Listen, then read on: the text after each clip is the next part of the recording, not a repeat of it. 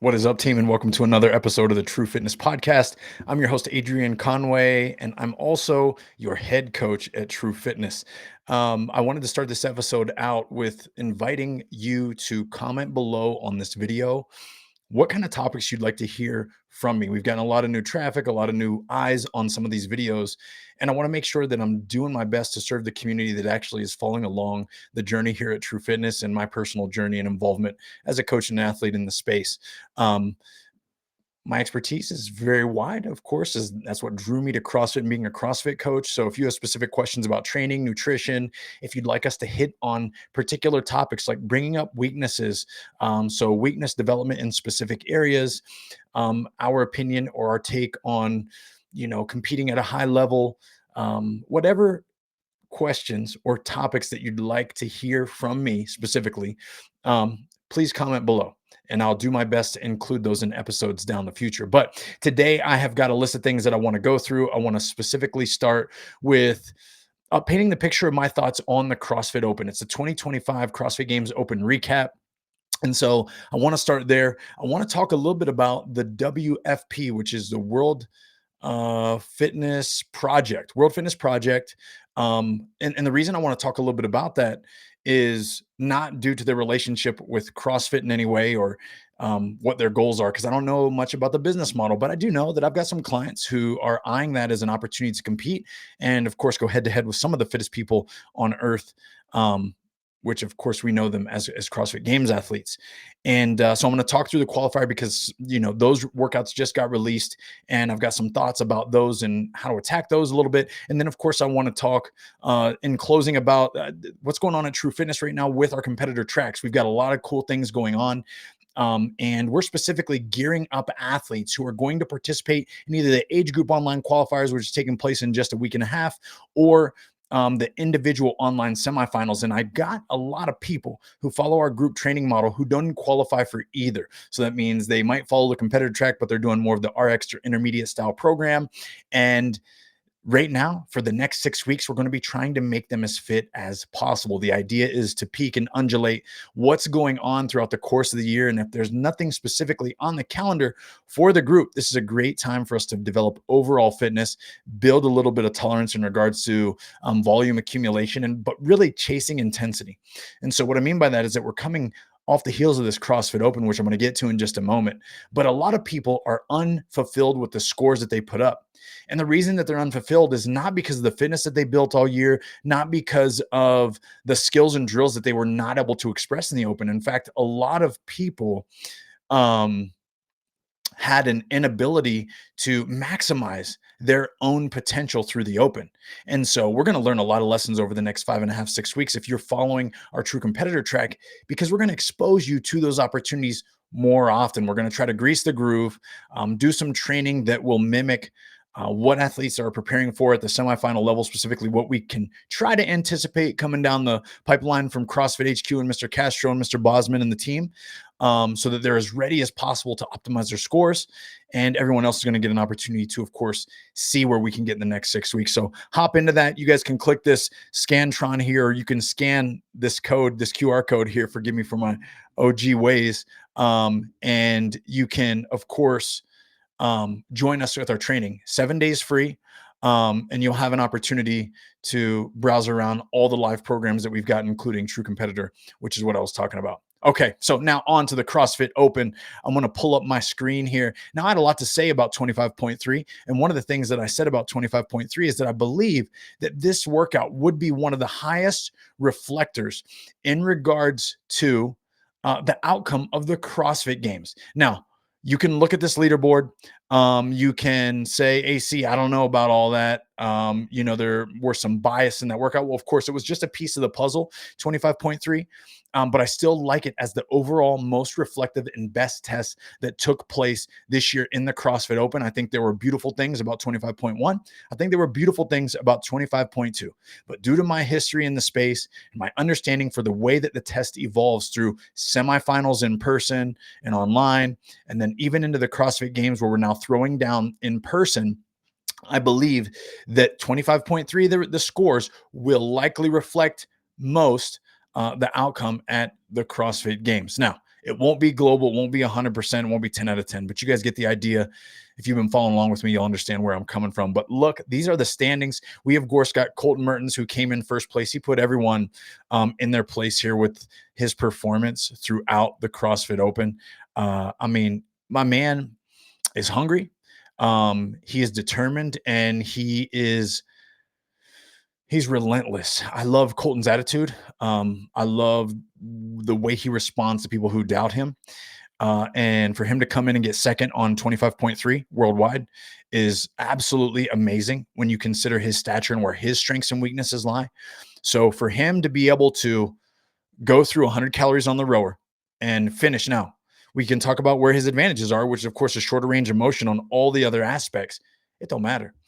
Right now, he's showing me that his mindset and the intensity at which that he's attacking all three of these weeks, it really shows me where his goals are. And of course, that's to be first and foremost at the CrossFit Games. You can't forget what happened to him last year at the semifinal in the West, the missed snatches, the accumulation of points, of course. It kept him out. But now, of course, he's doing his thing. And of course, he's in a great spot and looking to, be back and be hungry and do his thing there at the CrossFit Games and hopefully find his way on the podium. Now, the biggest question is when we start traveling through greater areas of space, right? Because this is always the speculation that I'll have as a commentator covering Colton at the CrossFit Games, that there's so much meandering, there's so much coverage of distance. When we talk about making a large load travel long distance quickly at the CrossFit Games, they make you run from here to there. There's bigger transitions, there's bigger gaps. They got to tell the story on the competition floor by putting barbells or pushing barbells down the line. They got to run more laps. They got to run greater distances. They have to swim. All these things are going to be things that aren't necessarily Colton's strengths. Climb more ropes, jump higher, jump further, right? So now that we're getting outside of fitness in a box, he's really going to get an opportunity to show us all where he's at with his fitness. Then we got Mr. Pepper coming in with a 15 total points, just 11 points behind Colton Mertens. Again, ridiculous to go 3, 11, and 1 for him. Coming off of last year's great performance at the CrossFit Games. And then Mr. Jeff Adler, the man that we did not get to see compete last year. Of course, he bowed out after we lost Lazar last year. He decided it was enough for him, and he did not continue on at the CrossFit Games, but the year before he was the fittest man on earth. And so looking at where Mr. Adler's sitting with a 4, 5, and 7 overall, again, tells me he is in some of the best shape of his entire career and ready to go back to the CrossFit Games and ready to make a run for the top of the podium. Austin Hatfield, a top 10 athlete at the CrossFit Games as a rookie, always puts me on notice in regards to how well can you put it together your first time there. Does have a strong reflection on what we can expect of you next year.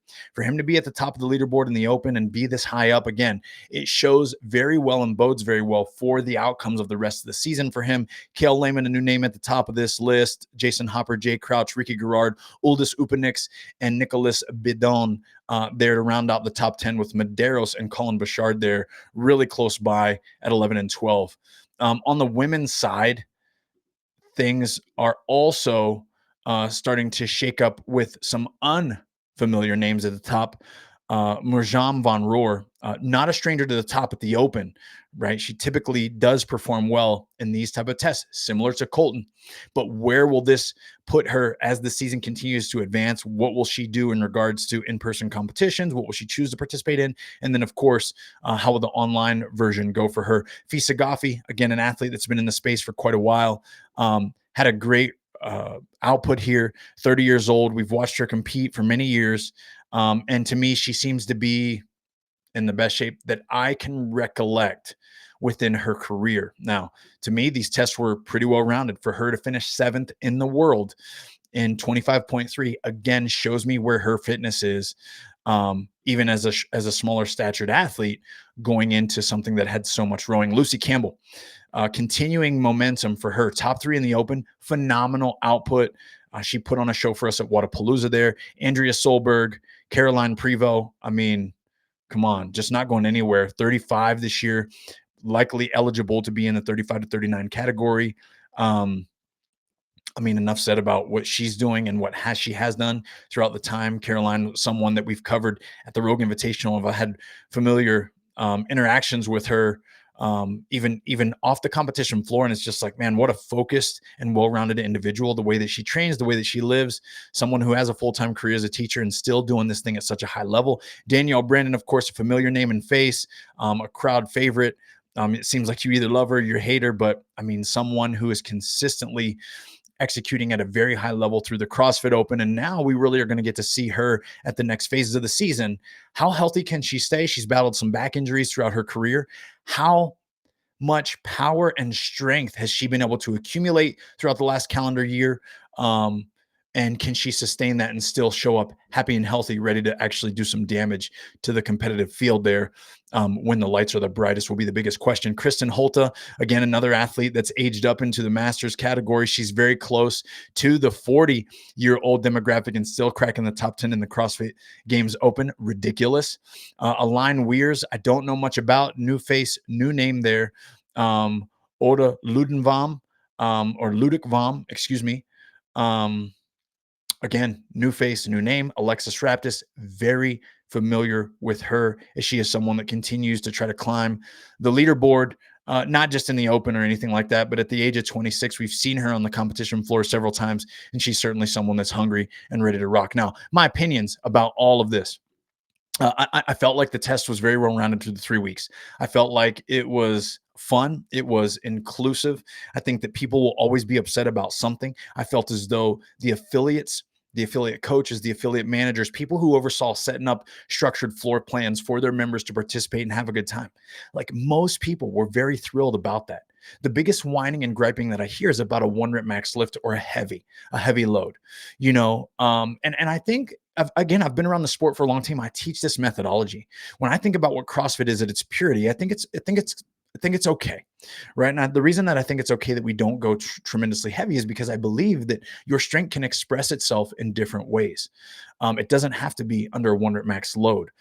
You can still express your strength that you've been improving by thrusting 135 and 95 pounds faster, by deadlifting 225 in bigger sets, by right, whatever it is. There are ways, nuanced ways to express this fitness that you've got without being butthurt that there were no 1 rep maxes. I would argue that if you needed a 1 rep max to punch your ticket to the next stage, whatever it was that you were doing, you weren't simply fit enough. And I would assume that Dave would agree, that Boz would agree, and that everyone that oversees the programming and testing would agree with me when it's like, hey, think about the scope of the pyramid. I mean, nutrition's at the bottom, metabolic conditioning's that next tier up. Then, of course, we've got gymnastics and body weight. Then we've got weightlifting and throwing. Then we've got sports specifically. And so when it comes to a hierarchy there, the theoretical hierarchy of development of an athlete that Greg designed a long, long time ago in 2002, it's akin to that in regards to order of operations. We of course want to test someone's metabolic conditioning. We want to prioritize body weight, strength, and gymnastics at both cyclical and execution skill wise rate, which I feel like we did. We got some bar muscle ups up in there. We got some chest to bar pull ups and pull ups. And people will even argue, hey, there wasn't enough volume there. There wasn't all this stuff. Man, you just needed to go faster. Then you needed to seize a moment of competitive nature and know yourself. Do the workout 3 to 4 times. I mean, there were so many people that had to repeat this workout so many times. And the reason is simply because they couldn't understand how to toe the line without blacking out or redlining and still be able to execute at a fast rate. So again, for me, because of the way the tests all played out from week 1, week 2, and week 3, I really enjoyed it. And I think that it was quite a fair test. Even the way that we got upside down with wall walks, I think people maybe had complaints about that. And it's like, again, there will always be complaints. There will always be things that people want to argue that need to be replaced. I'm very overall pleased with the 3 weeks. And I think the CrossFit community has tremendous momentum right now. And I'm looking at it from both sides of the coin, folks. So don't think that, well, coach, just you teach seminars, you work for CrossFit sometimes, you do the commentary. I see a lot and I hear a lot. And I see and I work with clients who own affiliates. I personally program for many affiliate owners for themselves, or I program for affiliates. And so I have relationships with coaches in the space and I hear their feedback.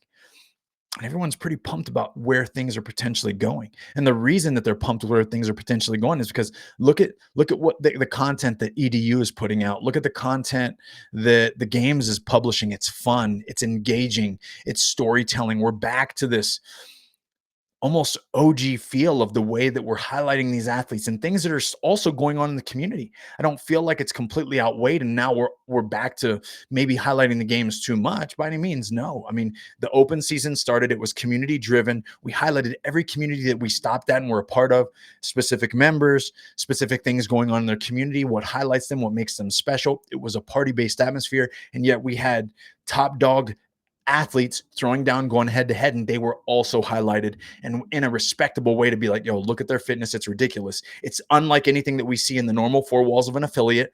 Wow, look at what's potential. Look at what's potentially there for human performance and forging elite fitness, which was one of CrossFit's original statements, which is really what we still try to do here at True Fitness. When we train, we're trying to forge elite human fitness. And it's not necessarily that like I'm trying to take an everyday, I'm not trying to take someone who's 20 pounds overweight and make them a robot. I mean, hey, if that's their goal and they're willing to stick it out long enough to do that, absolutely. We have different tiers and we work with all kinds of different people, but the message remains the same.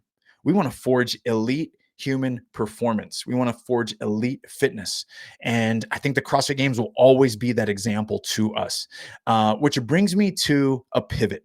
I want to go and highlight something from another Dave Castro Week in Review, where he had someone comment and he said something that really spoke to me. If you go watch the Week in Review, I got a long comment there on the below post, and I'm kind of ranting and I wanted to elaborate a little bit. It's similar to something that I ranted about last week, but nonetheless, I'm gonna share the screen and let Dave read what exactly this commenter shared, and then I will of course elaborate for you.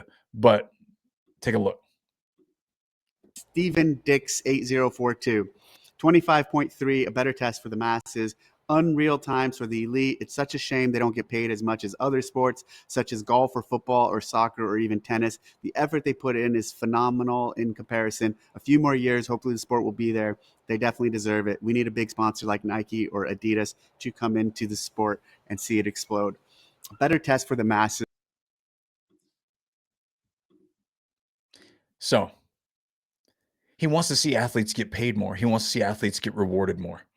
This is interesting because this is a topic that, of course, we hear about and see a lot because there's now, I mean, look, I'm going to talk about WFP. There's different leagues, there's different things that are popping up to try to make this sport more professional. It seems as though people want the sport to be a professional sport. People want to call it a sport. People want to, now CrossFit is a sport. Of course, we made fitness sporty. We added measurable, observable, repeatable elements to it that made it fun, but it made it like a PE class, right? That's why the methodology rose like fire.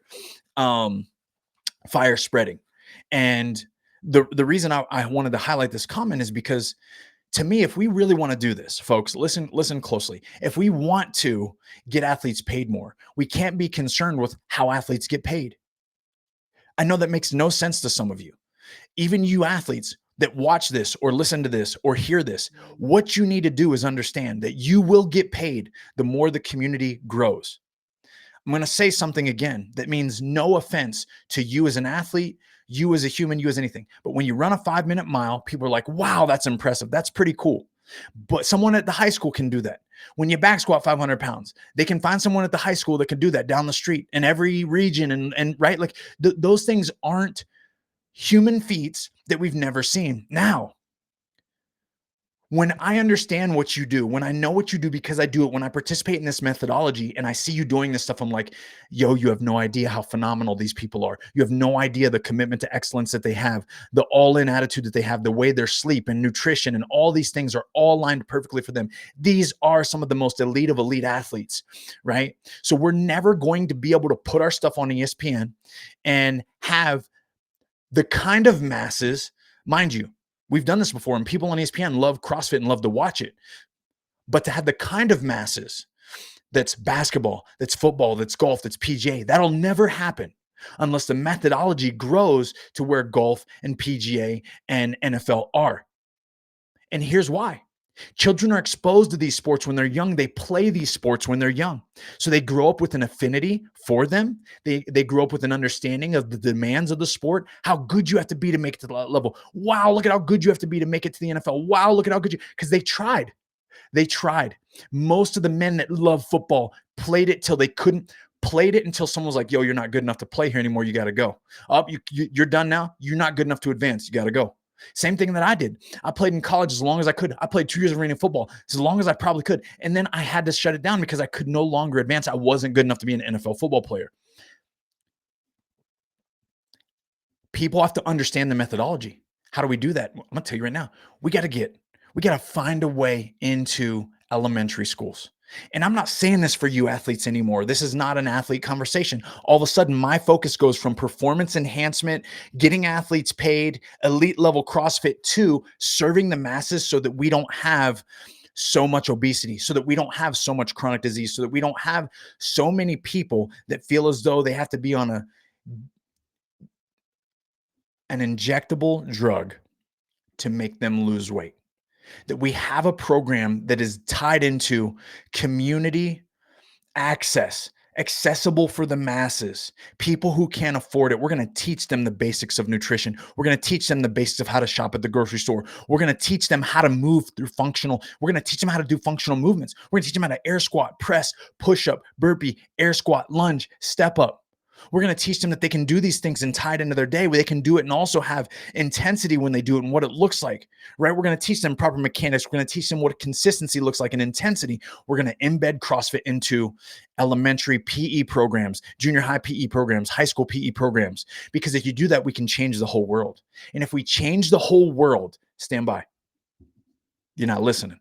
If we change the whole world and start to embed this, if people walk away from high school, junior high, elementary school, and they choose to never CrossFit again, they will know what it took to do the stuff when they were demanded of them, right? They've got touches, they've got exposure. So guess what, folks?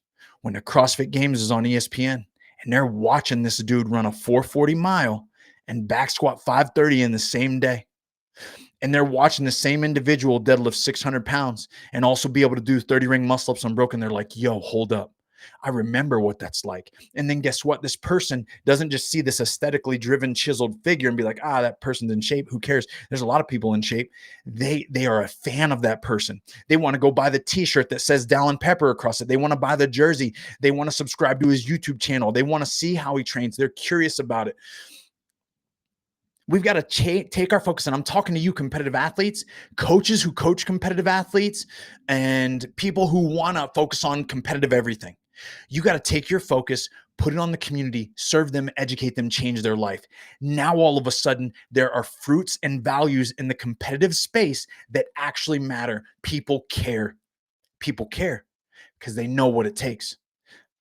People that see generalized fitness for generalized results aren't ever going to care. They're going to watch and then they're going to hate, just like the haters exist, right? They watch and see something and they're like, yo, man, that doesn't look that cool, man. I watch so-and-so do this and whatever, right? But that's just because they're ignorant and they don't understand. The more people that thoroughly understand our methodology, and I'm going to shut this rant down, are the ones that are going to love it. So that's my take. I wanted to catch you guys up on my take on that specific topic. And again, that was in relation to getting athletes paid. Believe it or not, I believe the best way to get athletes paid is to grow the methodology, to change this world and change the outlook on fitness and help people understand that it's more than just about building this physically attractive body. And it's about what it can do and how it can change the outlook of our relationship with healthcare, how it can change our relationship with aging into our years and giving us a fullness and a vitality that we only see select few have now. So, end rant. Apologies. You know how I get going. Okay. So WFP, they released this qualifier. They released 3 workouts. Now, again, here's the thing I want to say about them. I'm not associated with them in any way, but I got clients that are doing these workouts. I'm neither here nor there about what they offer, if it's going to coincide with CrossFit, if they're going to make athletes be completely committed to them. I don't got anyone that's contracted with them. And so I don't know a lot. This whole affiliate thing that they might have going, that might be one of the reasons that my people won't be as involved as their people. Is I don't know exactly where this is going. I'm going to find out more details, of course. I struggle to want to be a part of anything that perhaps bites the hand that feeds it. right? And so it would be foolish of us not to recognize that everything that they're doing has been begged, borrowed, and stolen from CrossFit in an indirect way. And to make it more direct by offering an affiliate model might be enough to disinterest me in the future, but I don't know. I got to know the details. And if, they're saying, hey, we're not here to block off and create disparity and make affiliates choose and make people struggle, but just add value, then hey, maybe I'd be more apt to it. But I do want to talk about the qualifier workouts. Mr. Will Morad, an athlete that I've always respected and looked up to in the space. Great dude, great mind. And they came up with some pretty good tests. So nonetheless, let's take a look at what these qualifiers are looking like. I know people are going to jump into them. If you're listening to this on the podcast, I'll describe the workout and kind of give you my thoughts. But let's take a look here. So we got workout number 1. It's a 20-minute AMRAP. And this is going to be, of course, their longer version of a test and score. It's going to be 20 calories of a row for men, 15 calories for women, 20 lateral burpees over the rower, and 40 shuttle runs. Now, for these shuttle runs, to be mindful, 1 rep is 25 feet. So that means that every time you go down and back, that's 2 reps. So don't akin the score or this amount of reps with something that we've seen historically scored in CrossFit as an out and back. So 20-minute AMRAP, 20, 15 cal row, 20 lateral burpees over the rower, and 40 shuttle runs out and back times 20. I really like this. I think it's unique. I even like their tiebreaker because the tiebreaker is how fast you complete the first 3 rounds. And in an AMRAP with this many repetitions, is it likely that there will be a lot of ties? The answer is no, to be honest. But it's still a creative way to make you wonder in your mind, is the juice worth the squeeze to kind of send it on rounds 1 through 3 if I can garner a few seconds on one of my other competitors that I think will get as far as I get? But I like this. I think this is something that people can participate in. It's very low in regards to the destructive nature of the test, but it's very high in what it's measuring. I believe that athletes who really want to qualify as what's called a challenger in this league to be able to go compete against one another and then hope for one of the contracted spots, you're going to need to sustain a very high threshold. In this workout. And again, just like the open, right? So for 20 minutes, 20 calories on the row, 15 calories on the row for women. This is going to be something where you spend approximately a minute at and a little under for high level athletes. For the shuttle runs, they're not demanding that you put your hand on the ground either, which changes the structure of the change of direction. If you don't practice, this is something you need to get reps at practicing. Now, here's what I want to say. The burpees are still the workout. It's 20 of them. You will go through a lot of burpees in this 20 minutes if you're pacing this thing correctly. The run's going to last about 2 minutes or a little over. The row's going to last about a minute or a little over. And then you're going to have burpees. And the burpees are the place where mechanically there's the easiest place to find advantage. And what I mean by that is how low can you stay in the hinge position? It's similar to jumping over a dumbbell, but it's higher. How much time will you waste in the step up or step down if you choose to go that route? And how much can you hold a pace? While we'll be on the rower and the running matters as well, there's not as much opportunity for time loss and time gain. And I say that because the pace that you will need to sustain in order to start to get incrementally further and more calories than someone, or I'm sorry, not more calories, but a faster exit and entrance on the rower could cost you on your burpee cycle rate. Again, so for me, the rowing and the running are a bit of the traps where you can get caught up in thinking you need to go fast and then not earning yourself much advantage at all to someone who's going to burpee faster than you. So pretty well-rounded test. I like how it can reward the longer and stronger and more powerful athletes on the run and the row. And then of course, the shorter stature athletes are going to have a higher advantage, the cyclical rate nature of the lateral burpees over the rower. But again, a great way to test yourself on where you're at with your aerobic fitness. Very low skill, very high demand, long energy system. This is a good test for sure. Okay, now we're going to advance. Let's check out workout number 2. There's 3 this week. This is a 4-time workout with a 15-minute time cap. It is 150 double unders, then a 100-foot farmer carry. Now, you're just holding the dumbbells at your side. It's 50 pounds in each arm for men and 35 pounds in each hand for the women. Then you go 45 pull-ups. Okay, that would, to me, finish like portion 1 or round 1. Then you advance down. The double unders decrease, 120 double unders, 100-foot front rack walking lunges. So it's a reduction in dubs, but the lunge gets a bit more complex, more demanding. Okay, so the farmer hold walking lunge in round 1. Now we advance the front rack hold in round 2. It's still 100 feet. Then 30 chest to bar pull-ups. So volume goes down, skill level increases. Very similar flavor to what we saw and experienced here. And this is honestly just a different version of 25.2 from the CrossFit Games Open. Then we advance 90 double unders, 100-foot double overhand walking lunge. Now, this is where we get some real separation. Even at the elite level for 100-foot double overhand walking lunge, your ability to have thoracic mobility, press the dumbbells up and back, your elbows can be soft, but at what cost? And will you be able to hold it for 100 feet? What's your break time look like? This is going to be a significant separator for all athletes, in my opinion, with dumbbells. It's different with kettlebells. Do you train this position, and how well do you train it? And how well can you sustain it? 100 feet is also a significant amount, knowing that this is going to cap off a total of 300 in this workout. And then we're going to get into 15 bar muscle ups to finish. To me, of the three, all the movements that exist in this test, it's going to be how you transition from 30 chest to bar to 90 dubs to double overhead walking lunge to the 15 bar muscle up. So for me, this workout officially begins for the high level competitors, those looking to actually punch their ticket as a challenger at the 30 chest to bar pull-ups. Now, can you go big in this gymnastics proportion? Yes, you can. Should you? Probably not. Again, with what I said in mind, and understanding that if you sit down these dumbbells on walking lunges, nothing before that matters. If you have to set these down, if your triceps reach fatigue, if your lats are so tight, if your biceps are so blown up, that when you get to the double overhead walking lunge, it reduces your quality of position with the overhead walking lunge. It's going to punish you.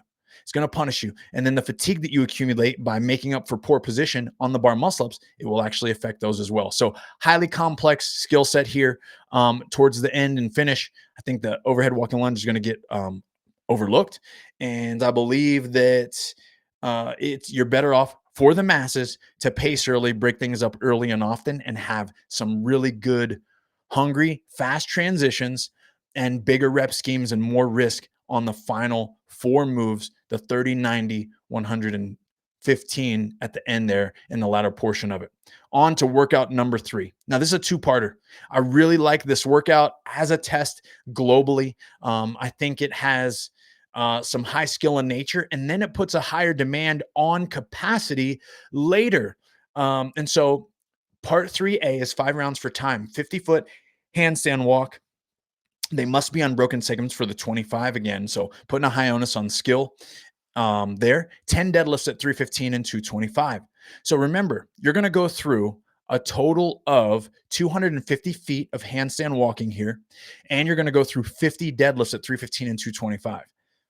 That's serious. It's 5 rounds for time. You're going to then have 2 minutes after you finish. So if you finish that in 10:11, you got until 12:11 to rest. And then you're going to get after part 3B, 5-minute AMRAP, 15 wall walk complexes. Similar to akin to what we saw at Rogue, you're going to walk up for a wall walk and you're going to do a strict handstand push-up, then come down. Okay. Now, why is this? My gosh, this is hard here. Okay. The reason it's hard here is because of the work that you've already done. Your ability to have the self-awareness needed to be the rest you need between these wall walk complexes is going to have to be very high, because if you start to fail reps here, you're done. You're done. You're going to have to redo the score. And not only do you have to redo this part and do the wall complexes, you got to come back. And what if you crushed part 3A? This is why I really like this. Pressure. High demand and pressure. When you have a buy-in to a part B, that means if you got high skills in part B and things ain't going well for the athletes, they can't just back out and be like, oh, I'm just going to run this back 3 or 4 times. No, you're not. You got to do 50, 315 and 225 pound deadlifts. Some of you are like, that's not a big deal. These high level competitors. Shh. Let me put my finger to your mouth. Be quiet. The central nervous system fatigue that will accumulate through all these deadlifts and the speed at which they're going to try to attack this before that 2-minute rest is going to leave this very hard and high demanding for them to replicate the physical arousal and physiological arousal and speed to perform at a high level. So guess what? You finish part 1, part A, you better be ready to nail part B. And you got to get through 15 of those things, and then you just get to do max cleans. Now, it's not a squat clean, power clean. But remember what you just did. 50 deads at 315 and 225. Now you're coming off the wall pretty smoked. That 225 and 155 is going to feel a little different. And in the time remaining, you're just going to accumulate as many reps as you can in a 5-minute window. So it's 5 minutes into part B, 15 wall walk complexes, whatever time you got left, it's max cleans. I love it. I love it from a design perspective. I mean, people are going to say whatever they want about WFP and everything else. Let me tell you something. Good test, fun times. Now, in regards to where my opinion goes with like the way that this group of qualifiers look. So qualifier 1 is broken up. It's going to be 4 scores. It's going to be 3 workouts. I think they're great measures of fitness. I think that I'll have a lot of my one-to-one clients, whether their goals are to compete WFP or not, because they come to me wanting opportunities of growth, wanting opportunities to compete. Gosh, what a great opportunity they have here. So we'll probably build it into some training for those that aren't making it a priority, because again, what we know and what I like is that we're getting data points, data, right? And what I mean by that is that, yes, I could program this and they don't have to participate. But what I like is that I can program this and they can participate with some really high level athletes, right? Meaning that we're going to see data points. And if my clients decide not to sign up, I know what their scores are and I'm going to look and I'm trolling it because I need to see where we're finishing, how we measure up. I got a lot of athletes that already got 2 semifinals coming up online and in person somewhere that they've qualified for. And so we've got to start to choose what we can participate in and where we still need fitness to grow. My biggest feedback here is this: with the birth of the WFP and me being a performance and fitness coach, I work with athletes that are simply seeking high level health, which means they come to me. I got dads that I work with that are committed to losing weight and gaining muscle. They want to work on the example that they are to their family. They want to make sure that they're living their life to the fullest and the best that they can. Some come to me for spiritual mentorship, fitness mentorship. Like we cover it all. We run the gamut, right? So I've got this pocket of athletes. My wife works with a lot of women that want to, and men, women and men on the nutrition side that want to continue to level up their health and even performance for specific endeavors. And then we've got this other side where a lot of my clientele that follow a lot of our programs, or competitors specifically, are competitors in this space. And so the birth of WFP provides them more opportunities to compete, refine the skill set needed to compete, because it takes a lot of reps and a lot of lessons learned to really nail your self-awareness for this style of competition, because it's unlike anything else. And what I mean by style of competition, I mean the one that CrossFit began, the CrossFit Games, CrossFit style workouts.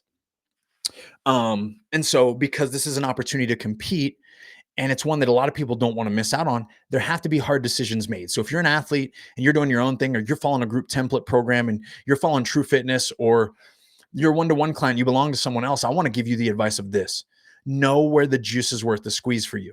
What can happen in a year like this, where so much has changed in the form of the CrossFit Games, and so much has changed with birth of WFP, other things that might be going on in the space, different qualifiers, right? All this stuff is new. People are trying to get a feel for it.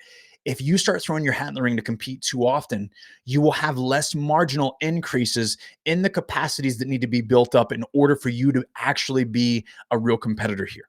And you'll know what I mean when I say that. Some of you watching this and listening to this have glaring weaknesses. And those glaring weaknesses you can continue to refine and work on. And they might even improve. But at what rate? Can you improve them at the significant rate so that next year you're someone different? So that next year your weakness doesn't appear in the same way, so that you have this huge breakthrough, and then you might want to compete more often. So we've got two sides of the competitor focus here. Do you need more competitive experience? The answer might be yes. Or do you need more time training to have organic adaptations so that then you can compete better next year? And you got to decide. It's your journey. You got to decide where the juice is worth the squeeze. I'm here as a coach to have those conversations with people. I have them on a daily, and they're hard choices to make. But that's, of course, part of my profession, is to help guide them appropriately and give them the advice. But ultimately, it's you guys that have to make the choice. But anyways, I did a lot of ranting here. I'm really excited with where things are for CrossFit. And I want to encourage you guys that are listening to this to try to be a light in the community. I always want you to be honest. I always want you to be honest about what you think and what you hear and what you want feedback about and all these things. Go to the source. A lot of times people want to gossip and talk about things to people who don't matter at all. And to make a stink about it in the public view, and not to be going to the source, not to be emailing CrossFit directly, not to be emailing the affiliates the people who oversee affiliates directly, not to be emailing any and every resource that you can who directly has influence and wants to hear your opinion. CrossFit was built on feedback, and it blows my mind still that all these people in the community run their mouth just to run their mouth, and they run their mouth to say things without going to the source. They're just gossiping and wanting to be heard, but they're talking to people who only want to talk back to them and don't really want to enforce change because they don't even have the power. Go to the people with power. If they're ignoring you and you say, hey, I sent 6 emails, hey, I sent 10 emails, hey, I've done my part at going there, then of course have at it. Share it publicly, and let's burn the boats. You know what I mean? But to me, I see a lot of people who just want to run their mouth and not actually be a solution or part of the solution. So make sure that you're doing that. I hope that this influences you to try to take that type of stand. And I started this podcast or this episode here asking for comments below on topics. So if you were able to stick it through and listen to this, don't forget, please comment below on things that you'd like to hear from Coach Conway, that's me, about whether it's training, whether it's mindset, whether it's nutrition. If you'd like to have me have someone on my show to have back and forth candor about a particular topic or anything, I'd love to explore those options. So I want to hear from you guys. I'd reach out to anyone who is willing to be on this, and we can make it work, just to have an opportunity to talk about fitness, competition, training, and all the things that I believe will help you rise up. Because that's my goal. It's the reason that I coach, and it's the reason that I do anything that I do. It is to elicit change for you. There's plenty of people that are motivational speakers. There are plenty of people who are putting information out. I don't want to be someone who just puts information out. I want to actually be someone who influences you to take action. And so I hope that's what I've done here today. If I changed your mind about something, hopefully it was in a good way. If I fired you up about something and you got nothing good to say about anything I had to say, please share it below so I can get back to you at some point, or reach out to me directly. Like I said, go directly to the source. But hey, whatever you're doing, I hope your body's feeling healthy. If it's not, and you need some good quality training, not just working out aimlessly, use that QR code and join us for 7 days free of all access. And you can nitpick, just like I do in my daily training, on what I think will push me closer to my goals, and what I think I'll have a little fun with, and what I feel ready to do. So nonetheless, team, I appreciate you tuning in and listening to this episode. Have a great day and keep rising.